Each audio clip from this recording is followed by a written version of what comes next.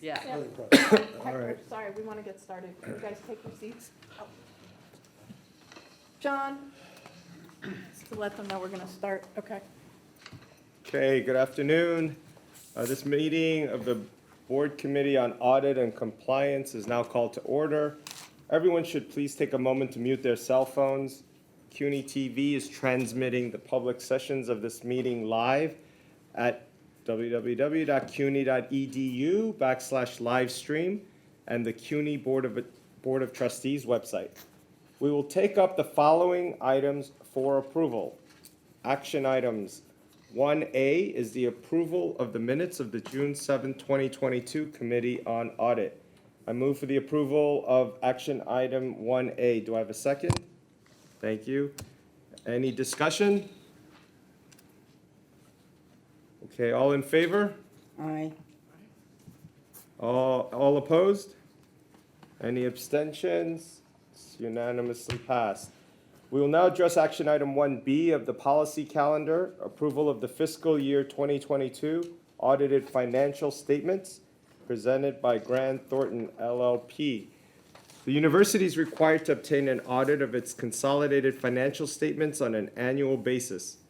The university's external auditor, Grant Thornton LLP, has independently audited these financial statements for fiscal year 2022 and has given the university a clean or unmodified opinion.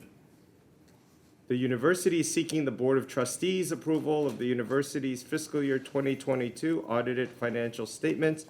I will now hand it over to Claire Eston, partner at Grant Thornton LLP, who will provide a brief overview of the financial statement audit process and results.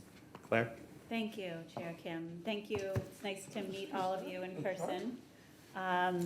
As Chair Kim said, I'm the audit partner from Grant Thornton, and I've been on the CUNY audit this is my third year, signing the report. And we're at the point where we're, I'll say, almost done with the audit process.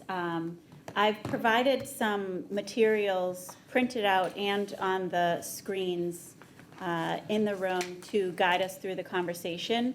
But before we go through the materials, I guess I can give you a summary at a high level. The audit is progressing very well. We are getting close to being ready to issue the report on the financial statements. I would say there's still some things that do need to be completed in terms of some audit testing and some reviews by myself, and I have one of my managers here with me, David, along with one of our other managers. So we're still in the thick of the audit, but we do expect to be able to issue, as was in the written remarks, issue a clean or unmodified opinion on the financial statements. With that said, there's a couple of things that we wanted to go over with the committee today in terms of what we've identified during the audit process.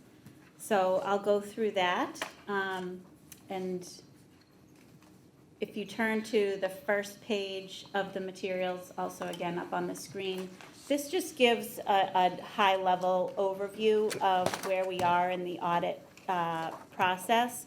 We are issuing reports on both the financial statements as well as the single audit or uniform guidance, and that's the audit of your federal awards programs, primarily the student financial aid, and with COVID, you've got a lot of HERF money as well. So those audits are both kind of in process right now. I was looking, I spoke to Chair Kim last week a little bit in advance of this meeting to provide some context with respect to our status, because ideally we would be coming to this meeting saying that we're done and we're ready to issue our report upon approval. I think this year there's been some challenges to finish the audit as quickly as we could, primarily because there's actually a lot of open positions at the university, particularly in the finance department, and I think it's just caused the process to take a little bit longer, frankly.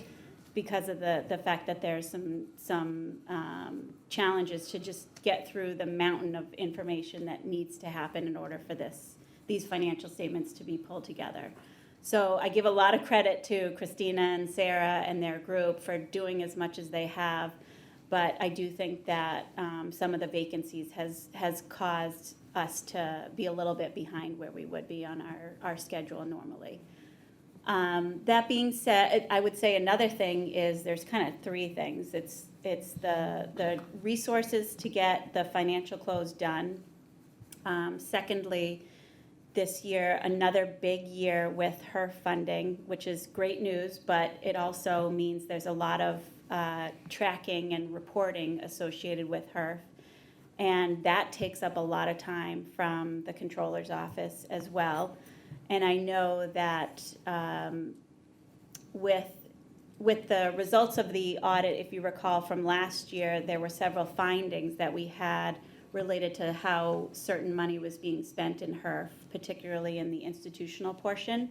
I know that the university system and all of the colleges have been closely looking at the expenditures this year to make sure that there was nothing that would be considered unallowable, so that you wouldn't have a repeat finding this year. And that takes a lot of time to dig through the details.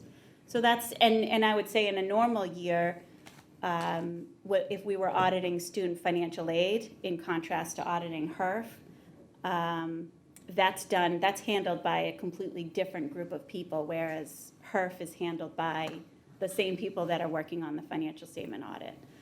And then the third item is you had to adopt a new accounting standard this year related to leases. And that may sound minor, but it is no small undertaking. And that has also mostly fallen on the controller's office to be able to work through the adoption of that accounting. So I would say those three things together has added a lot of additional volume to the controller's office. That being said, I actually tried to look at the report dates for the last 5 or so years or 6 years of when the actual financial statement audit report was issued. And the soonest that it was issued was the 16th of November. And I would say, and that was pre-COVID, I would say we're not going to be far off from that date. And in addition, I think we'll be able to issue both the report on the financial statements as well as the uniform guidance at the same time.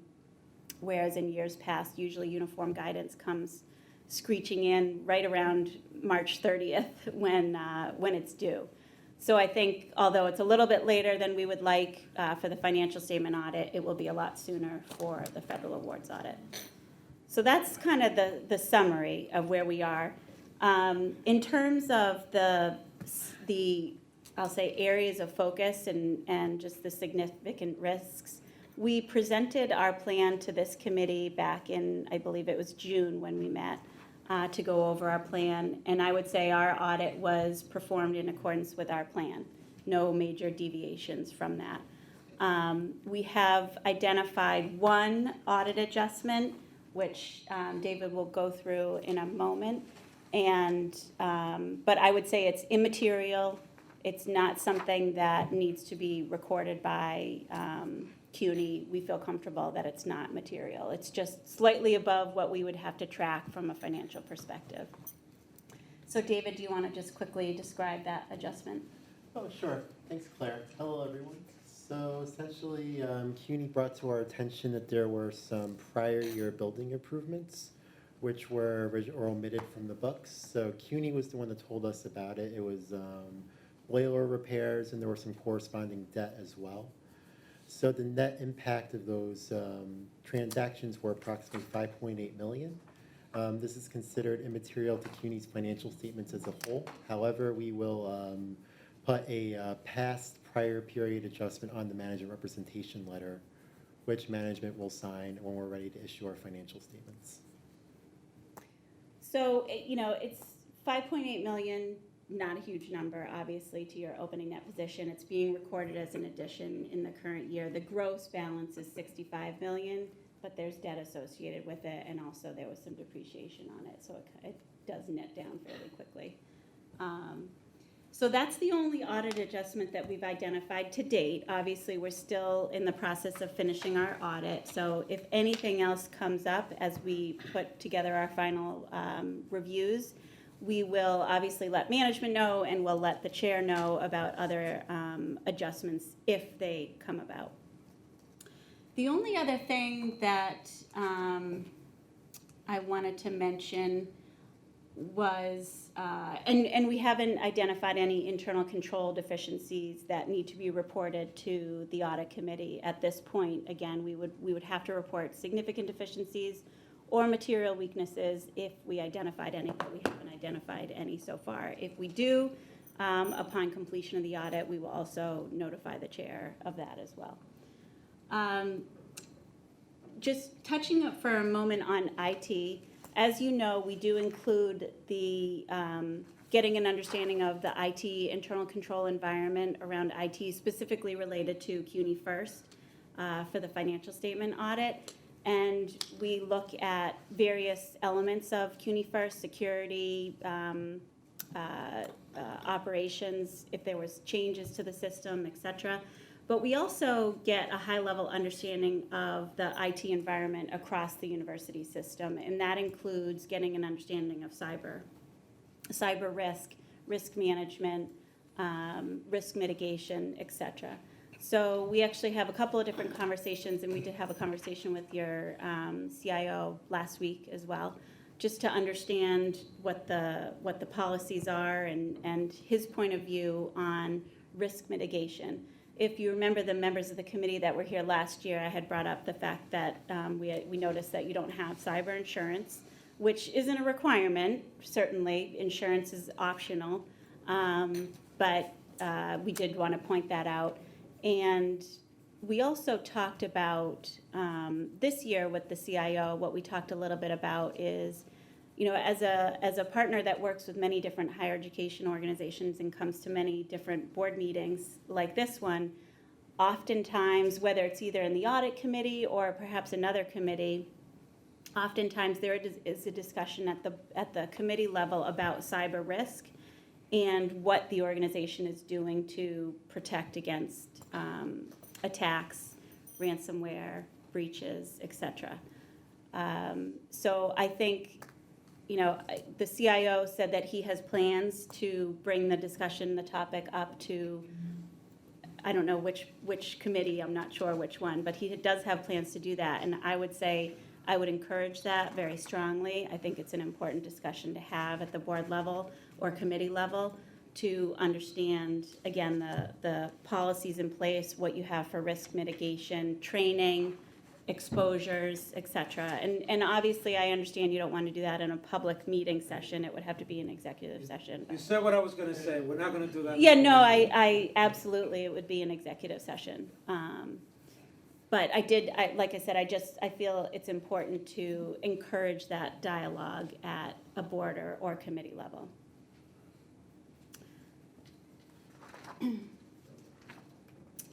In terms of other required communications, I know we didn't get to distribute this in advance, so I apologize if there's something that I skipped, but I would say I'm trying to hit the highlights for you. You know, again, on this list here, nothing to report for internal control deficiencies so far. The only other thing I wanted to mention is that our audit report, where we talk about, you know, we give our opinion that the financial statements are not materially misstated. We might have a slight modification to that report, just to mention the fact that you adopted a significant new accounting standard this year with your lease accounting. That's not considered like a modification in a negative way at all. It's just to point out something that's significant this year. So before we transition quickly to the single audit, the federal audit, are there any questions on the financial statement audit and the summary that I've provided so far?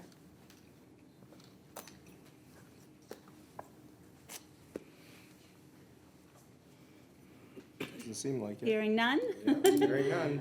So David will just give a quick summary on the single audit. Thanks, Claire. So as you'll see from the table, this year, the major program that we selected for testing is the Higher Education Emergency Relief Fund, or HERF. This was a program which was designated high risk by the Department of Education. And our testing is substantially complete. The main open items are related to the testing of certain expenditures, which is known in the institutional portion, which includes payroll costs and lost revenue.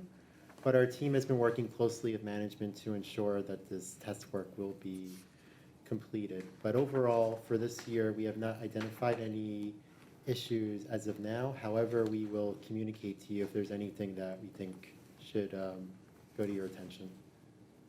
And when we met in June, this committee had asked what we were doing in our audit to respond to the fact that there were some findings last year with some of the expenses that were charged to HERF. And we did expand our sample. Normally, we sample 40 items in a certain category, but we expanded it to sample 60 as like a first pass. So it actually allows us to have exceptions and not have to further expand our testing when you sample 60. So just preventative or preemptive sampling in case there were exceptions. And that actually concludes what we wanted to communicate to the committee today. There's some slides in the back about industry updates. Again, I know you didn't have this in advance. What I was thinking maybe is this can be a takeaway, but I believe there's another meeting in January when we'll present the results of the federal audit. And we'll have materials in advance for that one, so we could give more of an industry update at that meeting, if that's acceptable to management and the committee. Absolutely. I think it'd be very helpful when the headline says change from stable to negative. We kind of want to delve more into it, and we'll do that, I guess, in the January meeting. So thank you. Does anyone have any questions? Yes, sir.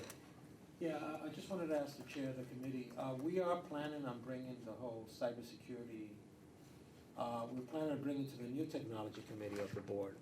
Does this committee request for us to do that too? Because we're happy to do that, and the only thing is, obviously, we'd love to do that in executive session. I'm glad you brought that up, because there are some new things that we've put in place that we actually want to make sure that, don't get out to the bad actors that are out there. Yes, thank you. I think it would be helpful for us to also hear it as well, because it is part of our documents here, and We could do a joint session. we can do a joint session. Perfect. Thank you. Have them come to when we're scheduled to. All right, well, if there are no other questions or comments, then I move for the approval of policy item 1B1. Do I have a second? Second. Thank you. Any discussion? All in favor? Aye. All opposed? Did somebody oppose? No. Any abstentions? All right, unanimously passed. Thank you very much. With no more items on the policy calendar, I will address now section 2, which are information items. We'll be discussing one information item. Item 2A will be a verbal report of EFPR Group's non-tax levy audit contract extension. I'll call on Interim Vice Chancellor Christina Chiappa for the report. Thank you. So we just wanted to bring your attention another audit that usually doesn't come across in this committee, but that we coordinate centrally. So the university has been for quite some time coordinating all the college association, auxiliary enterprise, and child care center audits centrally through one auditor. And, we've been doing that in order to ensure, that the audit qualities are good, and also to make sure that the reports are standardized across all those entities. So there's about 21 college associations that's included, 11 childcare centers, and about 20 auxiliary enterprise corporations. So back in 2016, I think, we did an RFP the EFPR group was selected as our auditors, and we entered into a contract with them. There was a 5-year contract with two-year extensions, and we've now exercised the first 2-year extension that covers fiscal year 22 and 23. And so we just wanted to make sure that the committee was aware of this contract that we have. So the fees for that contract are all paid from those individual entities that are audited. So everyone pays a portion of the total audit fee. So we just wanted to bring that to the committee, so you're aware of this other audit that's also taking place. And those financial statements are incorporated within our consolidated financial statements. That is ordered by Grant Thornton. Great, thank you. Anybody have questions, comments? All right, thank you. Oh, yes, sir. Some of the related entities have yet to report. Is that the same, are those part of that? So, so, I'm sorry. The seven entities that were listed on that first slide, those were related to college foundations. Got it, Yeah. okay. Well, there's one into, Go there's ahead. one auxiliary in there, but their financial information, they use CUNY First as their system of record, so that information is incorporated in the financial statements that you were presented with today. Even though their audits aren't finalized yet. Good. Great, thank you. Thank you, Interim Vice Chancellor Chiappa, for the report. We are now going to move into executive session to discuss the other information items on today's agenda. I'll move this meeting to convene an executive session pursuant to Article 7, Section 105C and 105F of the Public Officers Law. I make a motion to move into executive session. Do I have a second? Thank you. I will allow a few minutes for audience members to clear the room, please. Yeah.